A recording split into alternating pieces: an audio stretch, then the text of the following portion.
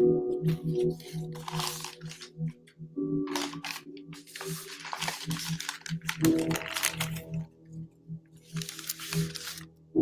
hello, folks.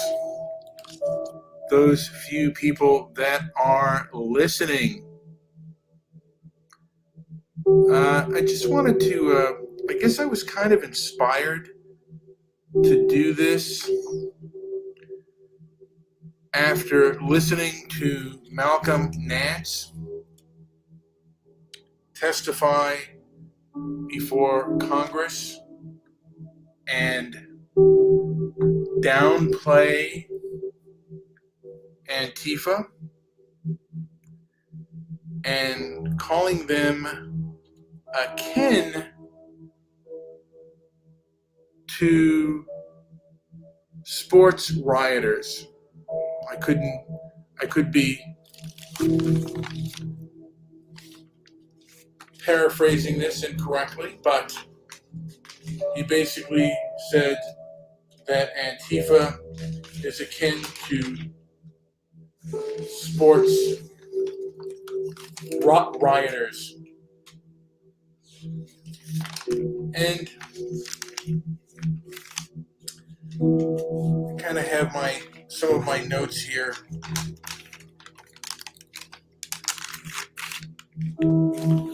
But that was a true amount of gaslighting. And I've actually got into a Twitter debate with somebody, and this person actually prided themselves on being blocked by Trump supporters. So I took that as a challenge,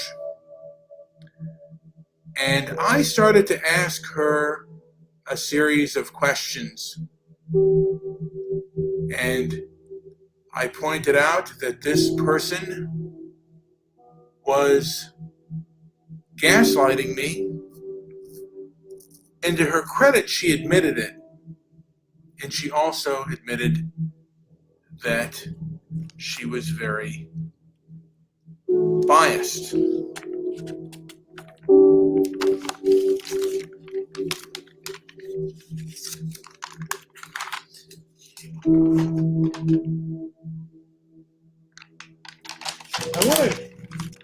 I was almost going to call this the moral egotist and divorce culture, because I think a lot of this comes out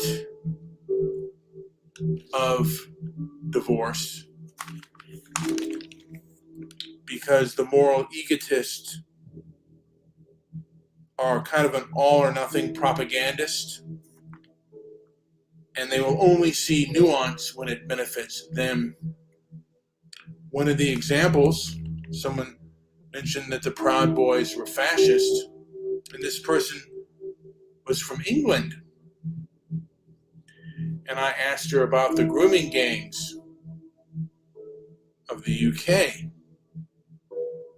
the Muslim grooming gangs of the UK, and she said that the problem was nuanced.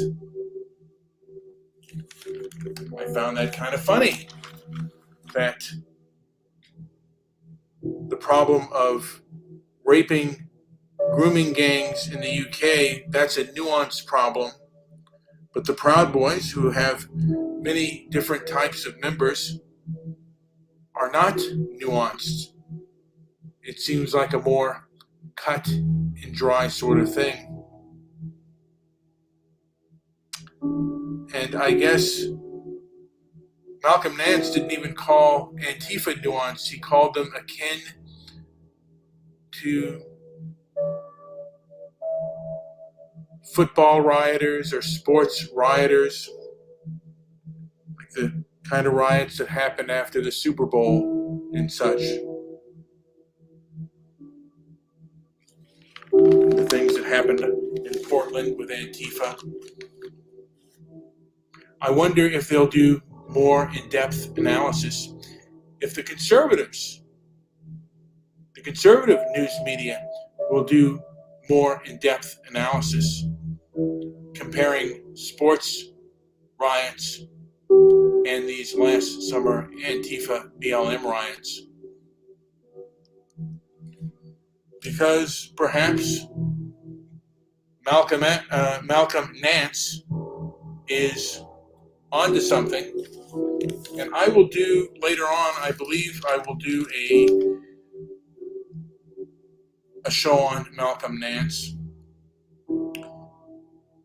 He's a Catholic, he's a graduate of a Catholic private high school, and I believe an Annapolis graduate, and a former intelligence officer who is a leftist. And that is something rare, but it's not perhaps as rare as many people think. Although I'm not sure where Malcolm Nance gets his ideology and his moral code of ethics, because he seems rather dishonest or seems to be gaslighting his point.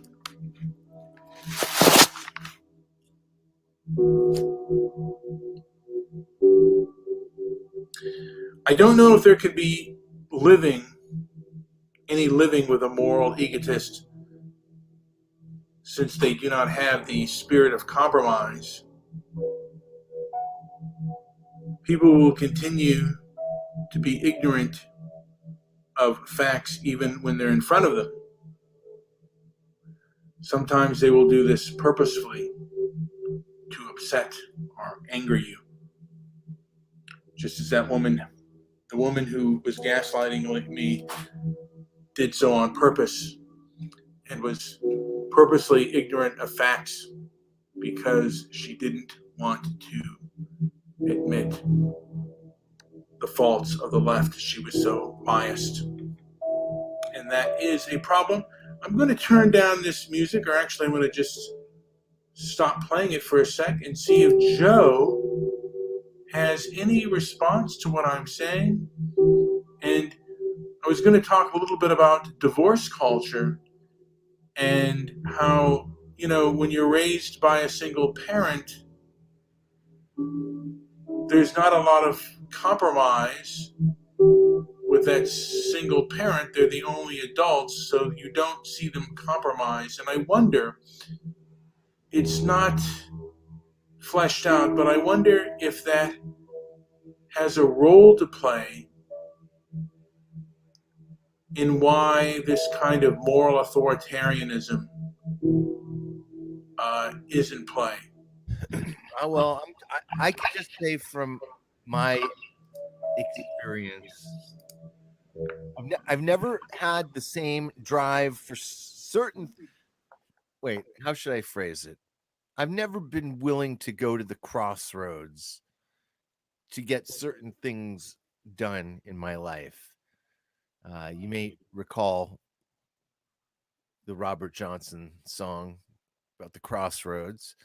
And when I think of moral egotism, obviously the primary example that we could call upon is Ayn Rand. And a lot of people objected to Ayn Rand's philosophies, even back in the day, because of the move towards a selfish paradigm where a person is determined to be a good person, but when it comes to essentially spreading or sharing the knowledge, or providing the tools to perform at a certain level, that those those tools and basic trade secrets shouldn't go to a stranger or a casual acquaintance. It should only go to your friends and your family. And this led to an overwhelming display of legacy positioning, cronyism, nepotism, and a lot of different factors for leading us down this path where there is now such a gigantic division between the upper crest and the rest. And so when I start thinking on these things, it's frustrating because those have never been, even though I have a certain level of drive and I have dreams and I have motivations and I have determinations, and I want to move up to that, continue growing and getting to the next level and all this other stuff. But I never wanted to go to the crossroads to get it done. And from my perspective, that's where we're at right now. I think we've kind of gotten to a point where these walls are getting tipped over. You know, the people I've known who've been into Ayn Rand, and I've studied her a little bit, and I find her interesting. There becomes like, yeah, they become moral egotists to a degree, and you're not 100. It's for them. It was also an all or nothing proposition. You're not 100% objectivist, and it's like life is not like that. It's not 100. It's not an all or nothing proposition. There has to be give and take, particularly if you're dealing with politics.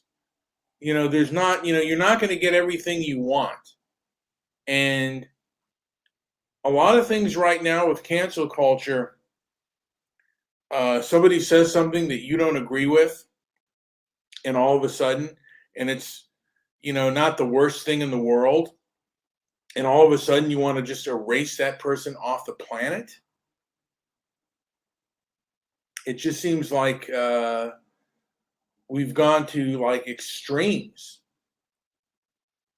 and sometimes extremism may be necessary, but other times we're like, yeah, I mean, there has to be some form of compromise, and you're not going to get everything you want.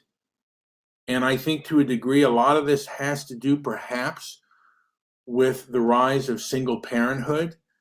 Because when you're a single parent, one of the things you don't have to, like that single parents don't have to do is they don't have to compromise with another adult. It's with them, it's all or nothing. And the kids who are growing up in that environment kind of see that. And that's how they see leadership as being an all or nothing proposition. And you don't have to compromise with another adult. And I guess, where does it go from here when people don't want to compromise, and the powers that be have an all or nothing, and the powers that be seem to be giving in to these individuals who are these all or nothing type of people. I mean, the people who admire Ayn Rand are getting nothing. They're not in control of the culture. They're not in control of the they're not in control of the establishment. It's the woke left that right now is in control of the establishment, Joe. And they get a lot of what they want. And I don't know where this is going. And I don't know like how long. I mean, this is something that could it seems like it's kind of like the Wizard of Oz. It's great and powerful until you pull the curtain back, and then it's just a little old man pulling the strings. I mean, it's not a little old man. It's like there are a plurality of people, but they're not that, they're just loud. They're not that numerous. I don't think most Americans believe in this stuff. I could be wrong on that, but it doesn't seem like they're the majority. But they're not the majority, but they're more powerful than the majority. Do you have any comment on that, Joe?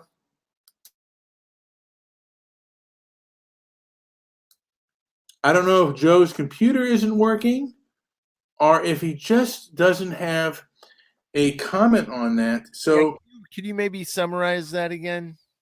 well, what I was going to say is what seems to be now, like, of course, there are with Ayn Rand, and I remember when my father and I were both in the Republican Party, there were a few Ayn Rand types there. And one of the guys says, you can try to be a purist, but when you're in politics, you have to compromise. And what it seems like now is the woke cancel culture left has a lot of power, but they don't have, I don't think they actually have large numbers. No. But they have the ear of the powerful elites who control the establishment. Yeah, I don't know. I don't know if that's true. That's what it seems like to me. Well, the people who have control and the power and the money to do it are the ones that control the narrative. Yes. So I don't see a relationship there. I see basically orders being given and the rest being a construct. So I don't see it that it's the way you do, but I mean I can't understand where you're coming from.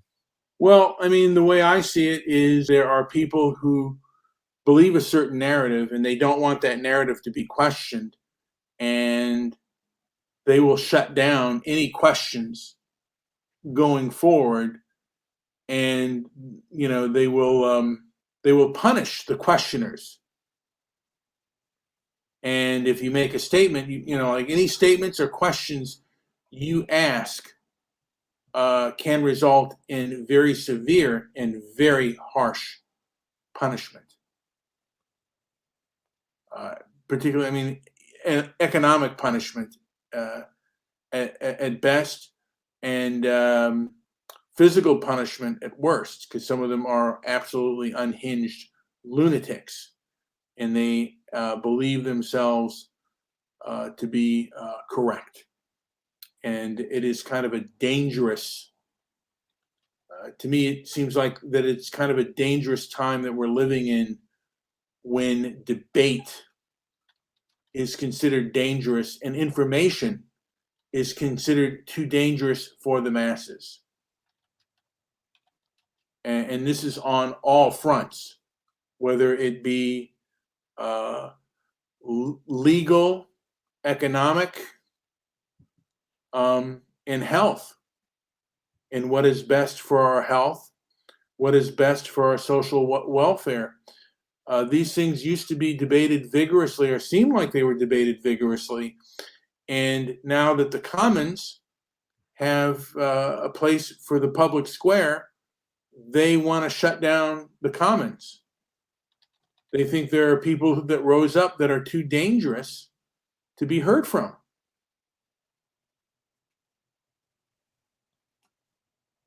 And that to me is more dangerous. I'd like to take a look at that definition really quick. The definition of what? Social welfare. You brought that up. Yeah. And what's your view on social welfare? What is it? Social welfare, I guess, would be the welfare of the people. The health and the well-being. So you want to be lumped in with the whole with the whole of everybody. You don't want to have your own you don't care about your own welfare. In other words, you care about the social welfare. Well, I think that both can tie into two. Both can tie in and organized public or private social services for the assistance of disadvantaged groups. Are you talking about? Are you placing yourself in the disadvantaged group? Not at the moment. I'd be careful, man. Some of these words are loaded, and these ideas are important. The social welfare is accepting of a cut and a there's been a there's been a what's the word I'm thinking of? Well, there's been a divide, a cut, and you're either, I think at this point, there are people who are more concerned with getting out of the welfare state. Well, we are a welfare state. Well, there is no such thing as a good welfare state. I'll say that much. But Maybe not. because we are in a welfare state, it doesn't have to be in a welfare state. So it's a state of mind, but it's also a division. There is a cut, and yeah. Anyways, just an interesting kind of sidebar there. Well, I mean, and I mean, but any discussion or debate on social welfare programs, or what is the best for that benefits humanity and the most amount of people, and what types of things work and what types of things don't, are not to be discussed as they were before. Policing is not to be discussed. What is the best form of policing, and what is the best, what is best for society in general?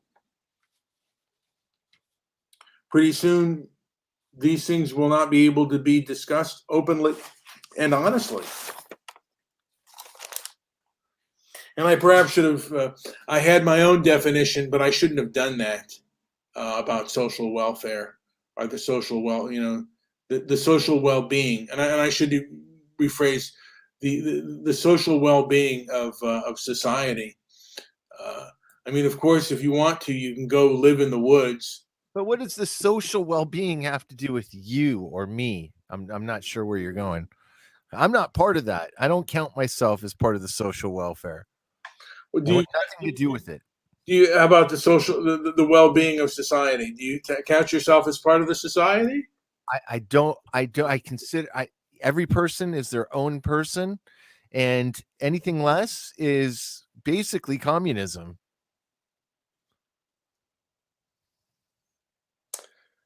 Yes, I guess that is the that is actually, Joe, that is the most that is the first time that I've ever the most anti-communistic thing I've ever heard you say.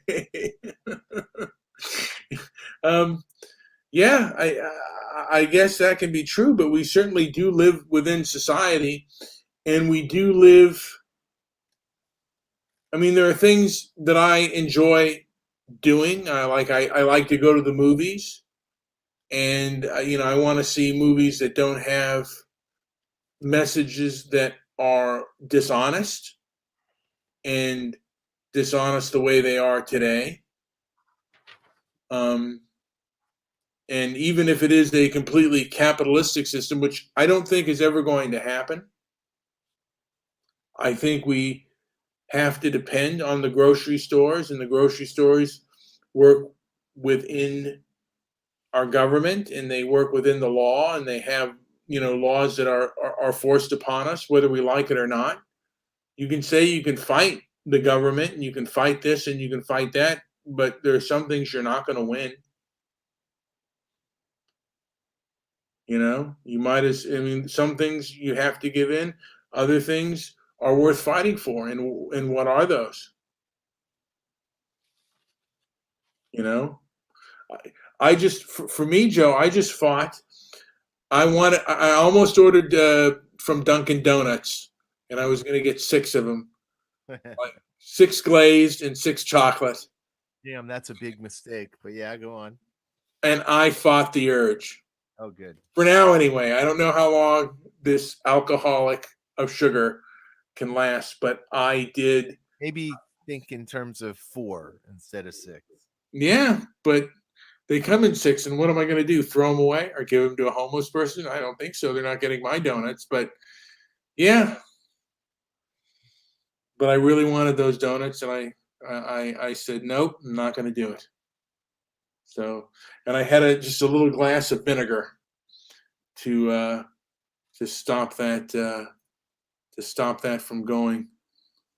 But now, Wait, by the way, there is a word for the separation between the states or the collective, the whole, mhm. versus the private. And you know what that's called? What? It's called an avulsion. An avulsion. So, and usually it's earmarked by a water source, which is very interesting. But like, for example, if you're on the edge of a beach and you're looking out and you see the Channel Islands, the waterway, the water that is in between you and the Channel Island, is an avulsion. Or if you have, say, you have a farm Mhm. and it's a 10-acre farm, and you got this beautiful land, and one day there's a huge storm that passes through, and it creates like a little water path, like almost like a little like ravine or a water, like just a little stream, and the stream is going through one of the corners of your 10-acre lot of land, and the avulsion is that the avulsion is the water that cuts the main part of your 10-acre lot from, say, it's an acre of it's cut off from this water source, so now there's an avulsion there.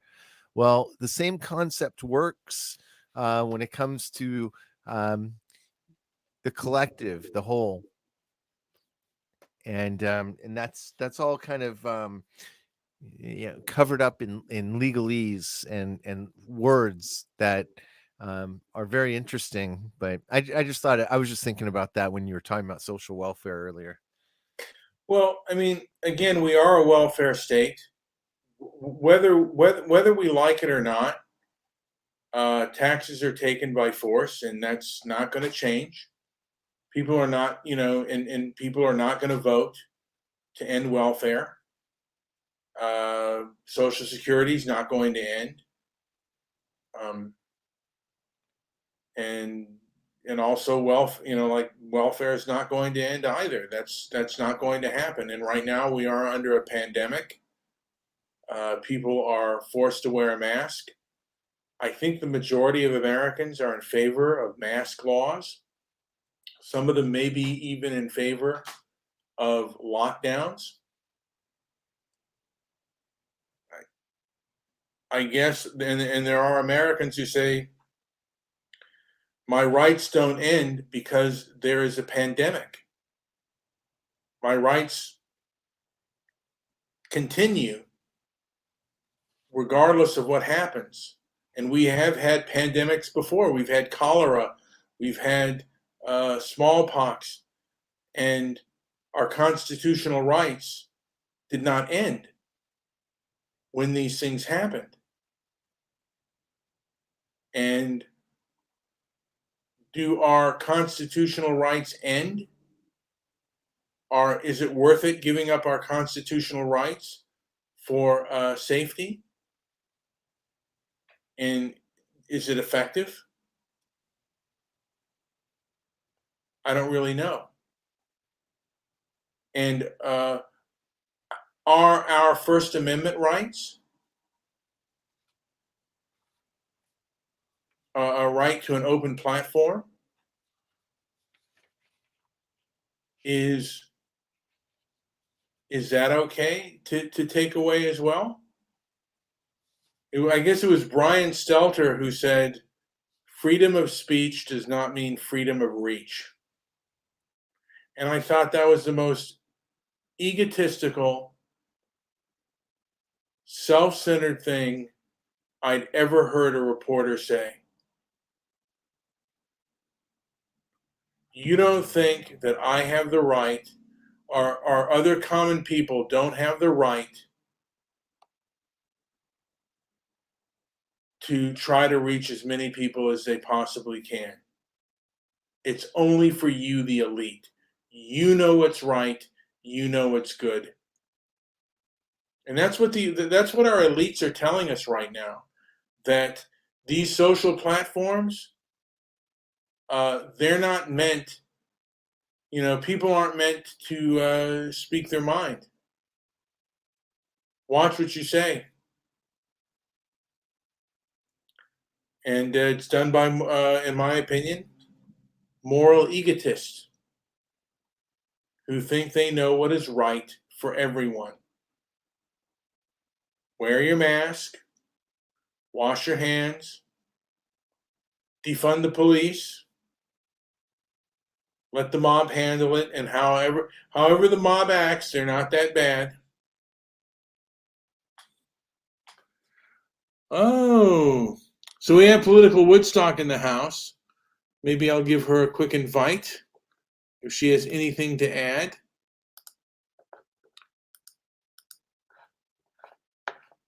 And sorry about that. I got to bump off here, but keep on going. Yeah, Angela, come on in. I've invited her, and I might invite her into the StreamYard as well. I mean, not the StreamYard, but the Discord.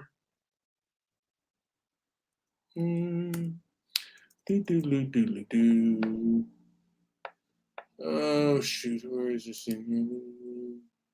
I can't find it. You know what? I'll stay here for a couple seconds to see. I see our numbers are going up. There's some people watching right now. I can't see who they are, but welcome to Transparency and Merit. Mm-hmm. Go to the website too at some point. Yeah, go to the website. Transparencymerit.com. Angela, get in here. Angela always changes her she goes by political Woodstock. All right, let me just putting out the feelers there, Angela. Seeing if you will come in. I put you on. Says hold on, so see if she holding. That's all we do for you, Angela. You're waiting. Maybe I'll order some food. What am I going to order though? May as well order it while you're waiting for Angela. Yeah. 3 chili dogs and maybe a pastrami on rye. Let me see what's at Grubhub. And a pickle. And a pickle. Who knows? The champ is here. Welcome, Nick. Welcome, Nick. Please sit in the corner and shut up. Yeah.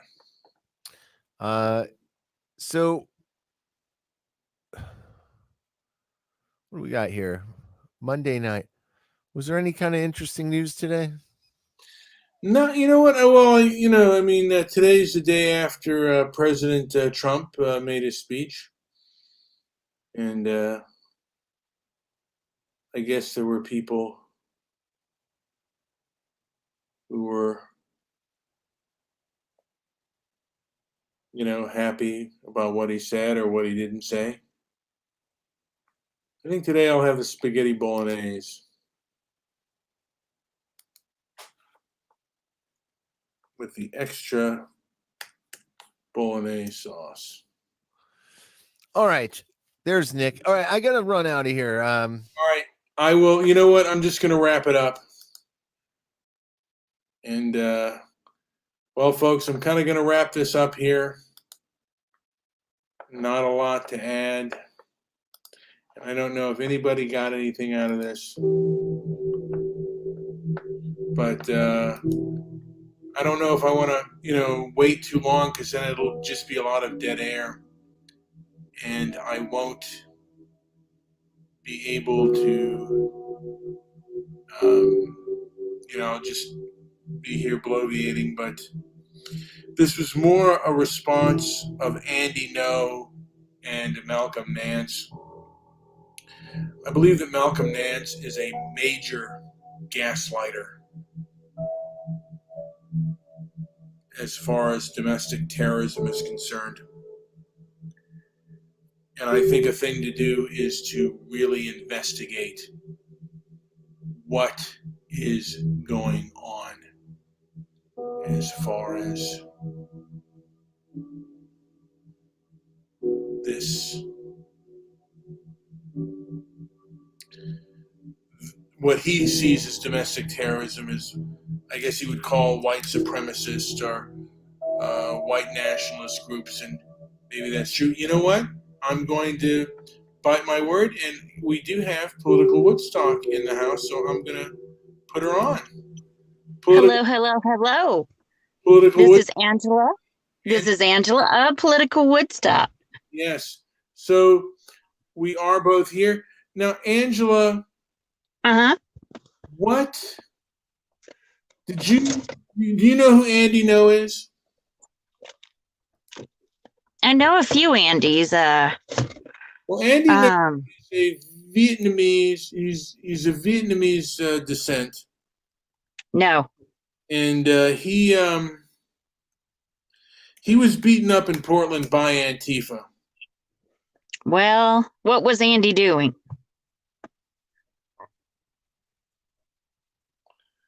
What was Andy doing? He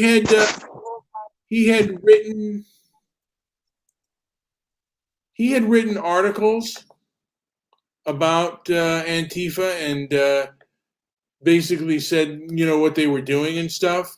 So he was considered kind of a threat to them, and he was assaulted for talking about them. I bet that he had some violent blogs that he wrote, kind of like JP does, or Joe. Well, I don't think he does. No, he considers himself a pacifist, and sure he does. Well, yeah, he does. Now, what is this Asian's definition of being a pacifist? But let's take a look at this. I'm going to look him up. What's he called again? Andy in the Know? Andy No. Andy, and then it's NGO, Andy No. So you can take a look at him. Well, yeah. So, and he was assaulted by Antifa.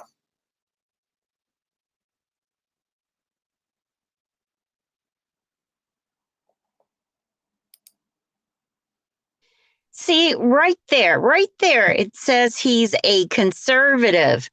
So automatically he has to be a little bit violent. A conservative journalist? There's not such a thing, really. Like, maybe he's not a real journalist. Well, see there, it says it right there. Hold, please. The Andy No is a American conservative journalist and social media personality from Portland, Oregon, known for aggressively covering and video recording demonstrators. This is one of the idiots that gets right in your face. You push them off of you, and then they say, "Oh, you assaulted me." No, it sounds like he deserved what he got. Well, you know what? You might want to look at the videos that happened to him. And are you saying that Antifa is not violent?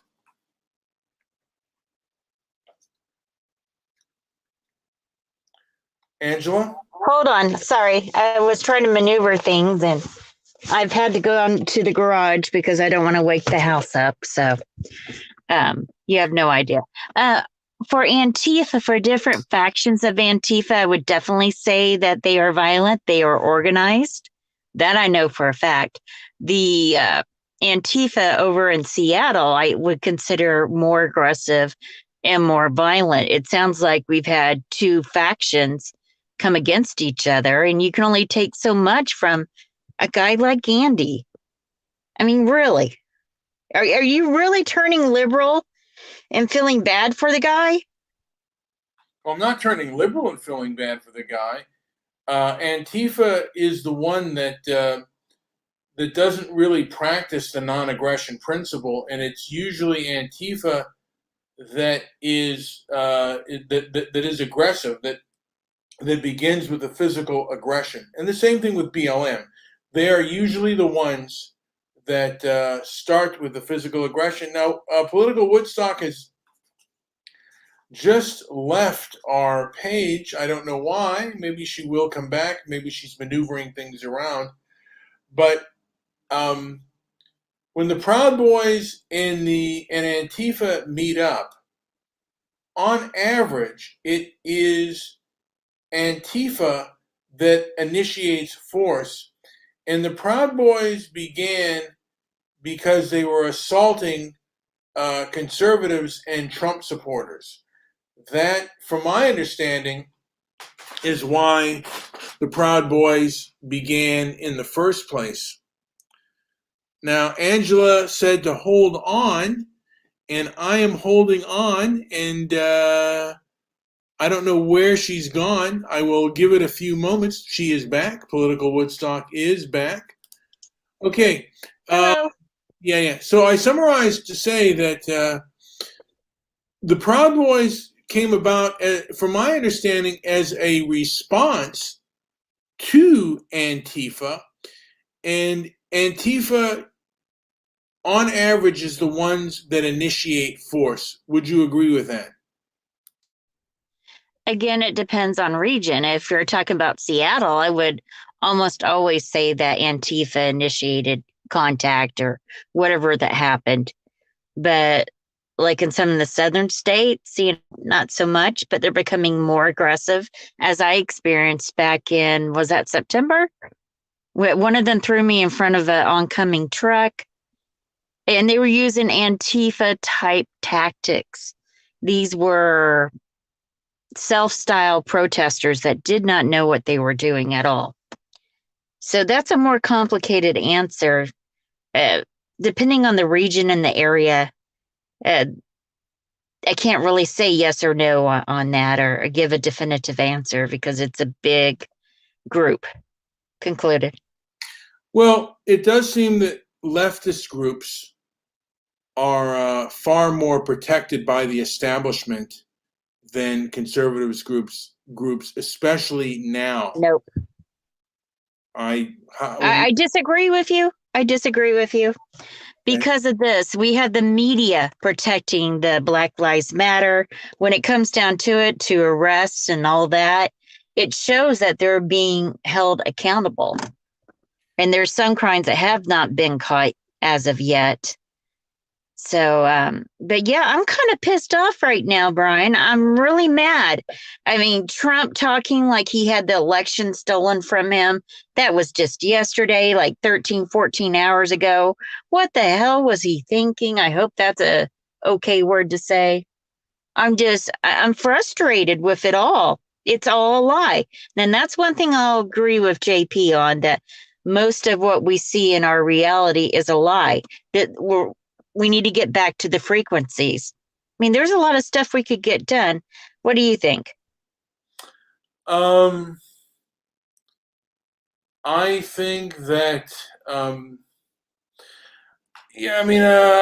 think one side has the establishment and one side is allowed to get away with things. I think, particularly on social media and on the mainstream media, the left is given a much bigger pass than the right. And, the one thing that really kind of is really dishonest is they'll show like the soldiers, the American soldiers of World War II, whether they're storming the beaches of Normandy or they're taking a a Nazi flag down, and they'll say the original Antifa. And the thing about Antifa, the American forces that fought Nazi Germany, these people were also known to be anti-communist. They would never wave communist flags. And Antifa also hates America. They don't have any love for this country. I don't know if you heard what I said. Yes, I did. Antifa being hateful, they have no love for the country. You mentioned a couple things before that. Many of them I don't. think, sorry, I thought they love fascism. They say they're anti-fascist, but in certain areas like Seattle, they're definitely fascist. And I don't think that's correct that only the left gets away with stuff. The right gets away with a lot. I mean, look at Trump and all he got away with. No more. I can't wait to see him in handcuffs. I can't wait. I'm salivating just thinking of it the moment that he gets arrested. For what? No, treason, sedition, bank fraud, tax fraud. I mean, take your criminal case. He's probably done it. Okay, well, sedition, I don't see, I certainly don't see sedition. He incited it. The legal definition by the legal definition of sedition? He asked them to march upon the Capitol. There was many different groups that had met before. It was very clear what then false fake President Trump was saying. I would love to hear what the Jew has to say about this, because they should hang him. They should not just imprison him. They should freaking let justice have its way. Yeah, I think that that doesn't sound very moral or even handed. I mean, it sounds a little bit like, yeah. I mean, he did say march peacefully. Look, I don't agree with everything that he said, but this election was unusual, and there should be investigation on. Okay, so I'm looking at the. All right, they're already starting an investigation. They're getting the groundwork ready for a similar to a 9/11 investigation, very similar to that. Are they doing So that? I can't wait. Will they be doing that on the election as well? On election integrity? Well, first they're going to deal with January 6th. That's definite for sure. There's a lot of laws being put up to pass in a variety of states that will limit voting. I mean, there's no other way to say it. It's my state included. My state's even trying to pass a law that if let's say someone gets on the bridge, like some of those protesters get on the bridge, that it's legal to kill them with your car. Just whoa! You should check the bills in your state, or maybe I will for you. Yeah, and I'll say this: I think that when you block the street, you are committing an act of terrorism, and you should be prosecuted, and you should spend some time in jail. I would never want to kill anyone that's blocking the street, but you're causing a hazard, you're causing a danger, and people that block the street are kidnapping people, and they should face serious jail time for that. Brian, kidnapping, really? Yeah. All right. I don't think that's true. I don't think that they should be held accountable, like with a paddy wagon, load them up and take them off to jail. That's my thing. But no state should say it's okay to run over someone if they're blocking your way on the bridge. I mean, that's murder. If you intentionally run over someone, it's crazy. If you're doing people harm and violence, then yeah. And I believe in stand your ground as well. The right to I think that we should look at stand your ground laws and the right to defend yourself if you are being punished. I mean, if you're being attacked, and we need to look at right to carry laws and the right to have a militia of those who attack you, would physically attack you. To me, once someone physically attacks another person, however that person responds can never equal what they did. Well, most states have militias, whether they're organized or not. Most states have them. And the laws that are very concerning to me are two types. The one I just mentioned about running, or actually three types, running people over on the bridges. The second is restriction of voting rights. The third, which I don't know where this came from, but it's in three states that I know of, the banning of having to teach Black history or anything of marginalized history. That's alarming to me. That's in Arkansas. That's in Oklahoma. That's in Alabama. It looks like they got a generic bill to pass through a state, and they duplicate it in a variety of states. That's alarming to me because then they control our history. What do you think of that? Well, I think that a lot of history on both sides is misinformed. And right now, the way the media handles things, like the way they put out history, is completely, I've heard is completely misinformed. Did you know, by the way, did you know that the book Roots was plagiarized? Yes. Okay. And that he lost, and that he had to give up money. And I understand that there was no Kunta Kinte, and they did not, whites, the Europeans in America did not capture Black Africans and put them on the boat. That's not the way it happened. And that whole beginning is a complete Be fact. careful. What do you mean? I'm just saying to say that statement that you just said. What? They would come to the people that would gather people to be enslaved, and they would buy from them. Yes. So saying that the white man John didn't do anything wrong, which is what it sounds like. I didn't say he didn't do anything wrong. I'm saying the way it happened. The way it happened, portrayed in the miniseries, and I believe portrayed in the book, is not the way it happened.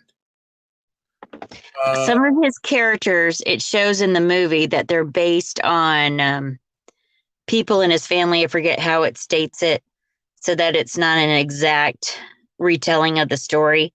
I remember I've watched Roots a number of times. I read the book Roots when I was 9 years old, Brian. I mean, I was a strange child. I also remember reading I'm Okay, You're Okay. It was a self-help book back in the early years. But it's true.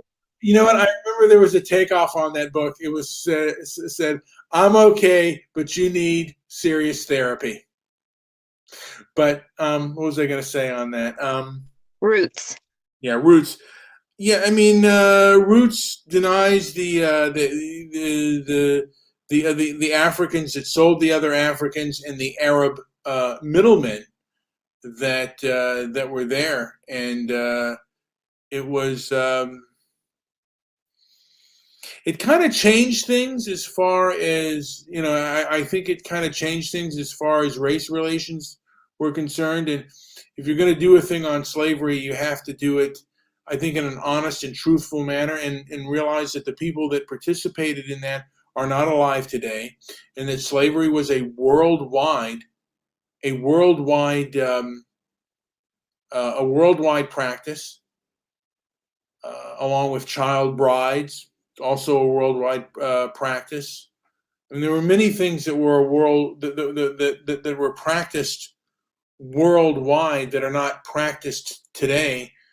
And America and Europe basically abolished slavery far more than other places did, and we're not given any credit for that. As a matter of fact, they say that the slavery that the Europeans practiced was far worse than the slavery that other groups practiced. And I don't know, I don't think that that's true. I think, to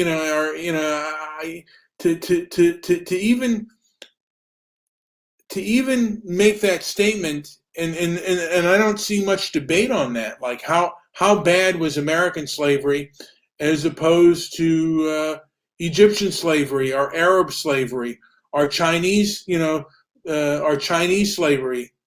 You know, how bad was European slavery as Well, a that is a hot topic. And it is England that got rid of slavery before we did. A lot of different countries had gotten rid of it. yeah, Um, they were European nations. but it wasn't done.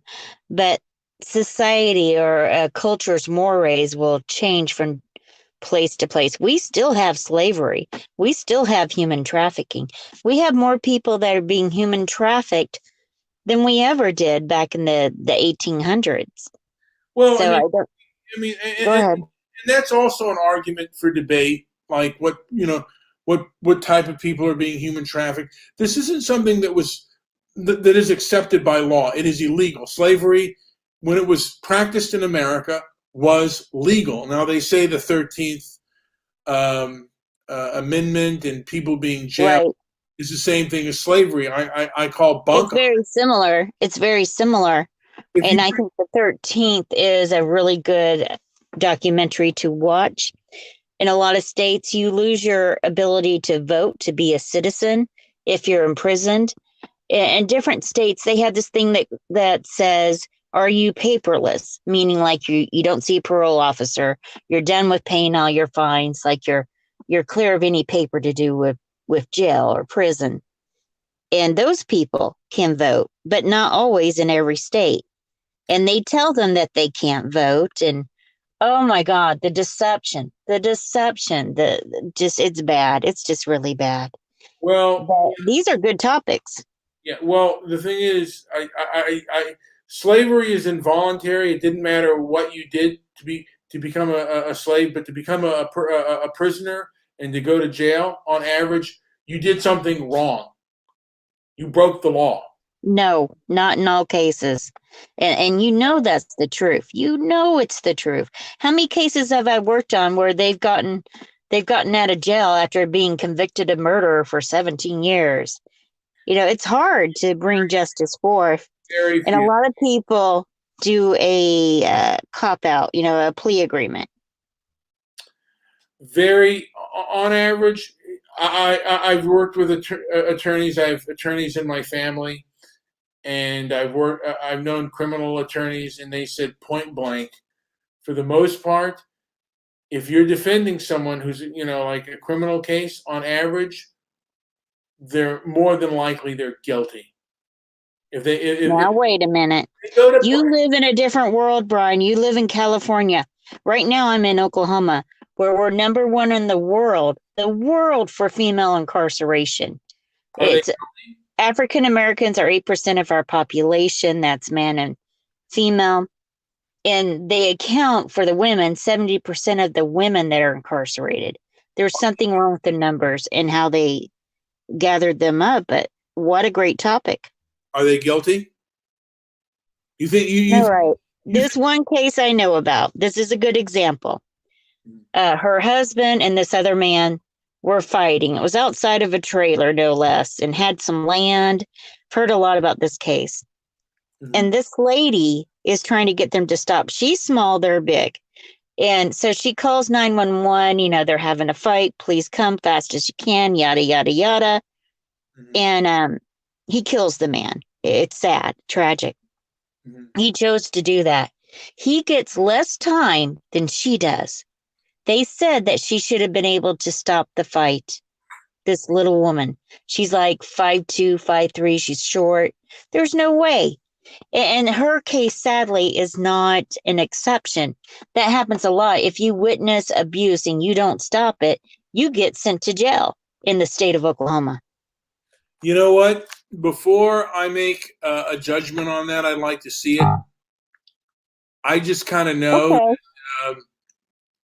that 99 times out of 100, maybe more so, the person is guilty. That might be true in your world of California. In my world of Oklahoma more so than Arkansas, that's not the case. It's because of the color of their skin and how hard the judges are on women. I mean, they're using these archaic laws to throw them in prison. It's just nuts. Well, I got to say that we have had a moral decay within the country. There are far more lawbreakers today than there were in the past. I mean, my grandfather would eat dirt before he accepted public assistance, let alone ever steal. And there's far more stealing today. There's far more thievery today. And America was far poorer back in the day, but people did have a much bigger moral compass on right and wrong.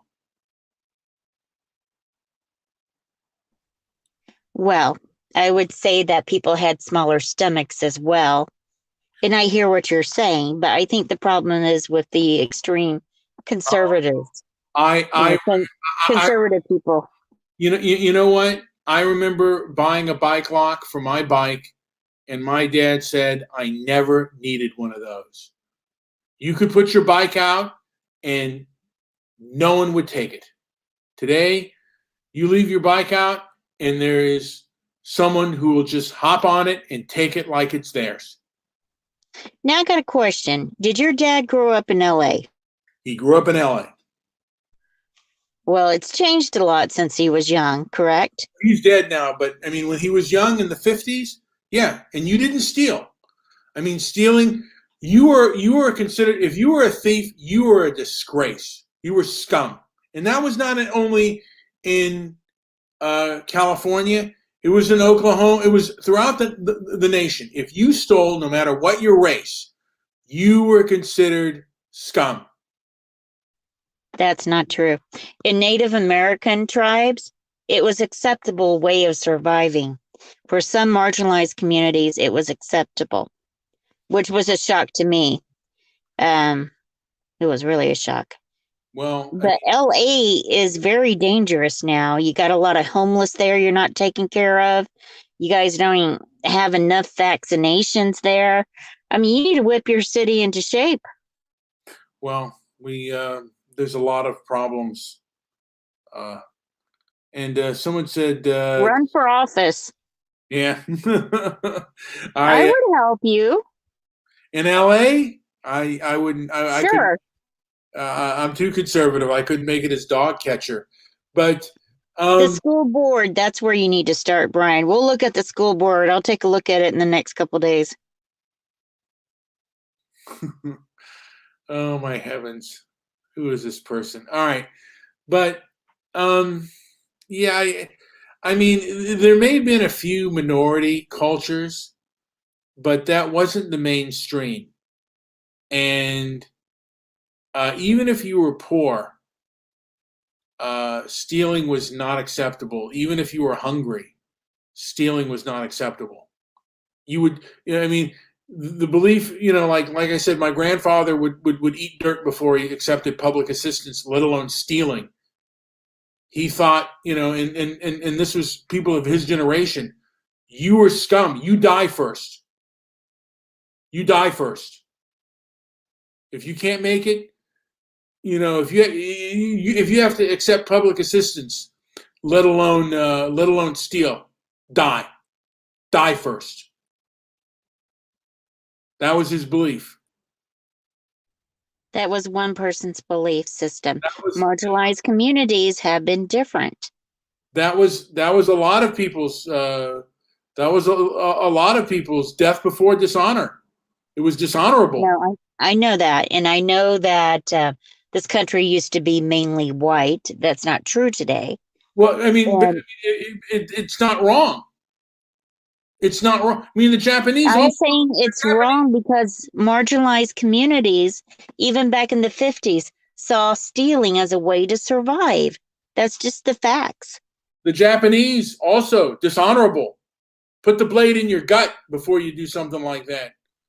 The Japanese are not honorable at all whatsoever. They're murdering ass. I gotta be quiet. All right. Well, but I mean, I guess during world, but I disavow that about the Japanese. But again, they had, there was an honor to that. I mean, there was honor, like, hey, you don't steal. There was no honor with the Japanese. I don't know where you're getting that from. They had no honor. They still have no honor. Look at Abu. All right. Well, but like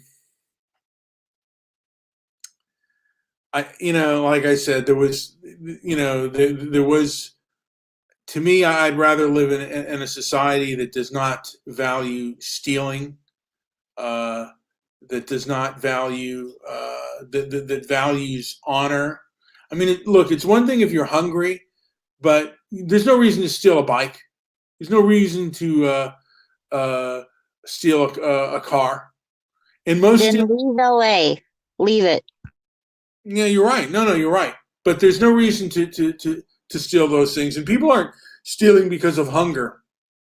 They're stealing because either they're on drugs or it's more of a want than a need. They're not stealing for survival. They're stealing for selfishness. And it's a greed sort of stealing. And it's less honor. I mean, and people back then had far more honor. They would die first.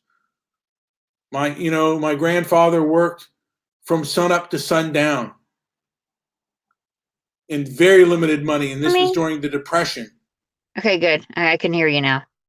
Oh, but yeah. So, and I don't live up to those standards, but it's like it's what made this country what it was. What about going to strip clubs? Was that a big deal in LA in the 50s? Just curious.